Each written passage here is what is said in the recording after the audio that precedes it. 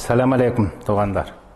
Стресс, депрессия эмнеден келип чыгат деген суроо берилди эле, жооп беребиз.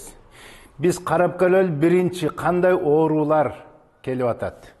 Мынакей карасаңыздар, шишик, язва, артрит, полиартрит, остеохондроз, многул толтура оорулар, хроника, бүгүн дарылай албай турган оорулар.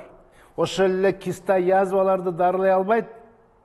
Муну психосоматика деп атап, башка бир түрүн көрөр оорулар, бул калтырап кетет, титиреп кетет, бирде давлениясы көтөрүлүп кетет, бирде үшүп кетет, алсыз болуп кетет, кыжалат болуп кетет, жүрөгүн тартса бардыгы жакшы, жүрөк кысыла берет, бук боло берет, ыйлагысы келип кетет. Мына бул түрү оорулардын көрүнбөйт, невроз деп атап койду. Мындайча айтканда вегетососудистая дистония деп атат. Көрүнбөгөн ооруларды дарылай албай атат, көрүнүп турган ооруларды дагы андан бешбетер дарылабай, мунун баарын психосоматика, вегетососудистая дистония деп койду. Бир эле адамда ушул оорулардын букети бар экен бүгүн аныкталып атат. Эми бул эмнеден келип чыгып атат дегенде, врачтардын өзүнүн таблицасы. Бул медицина таблица. Бул эмнеден келип чыкты? Стресс, депрессиядан деп чыгып атат. Псих деген сөз, рух деген сөз, сом, психосоматика оорулары деген, сом деген дене, сенин денең органы, псих, рух деген сөздөн, сенин денеңин органы рухка байланышкан деген сөздөн келип чыгып атат. Бул термин медицинаныкы.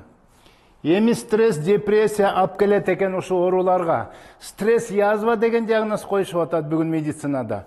Эми стресс, депрессия эмнеден келип чыкты дегенге көңүл бурсаңар, мынакей. Бул таарынычтан, бирөө таарынып калды, бирөө чоочуп кетти, бирөө авария болду, көрө албастык, урушуп кетти, ачууланып кетти, бирөө кызматтан түштү, ажырашып кетти. Стресс, депрессиянын бул себептери толтура болуп, мунун бардыгы психоэмоционалдык жактан келип чыккан нерселер биздин мына ушул стресс, депрессия жана ооруларга алып келип атканын ушул далил.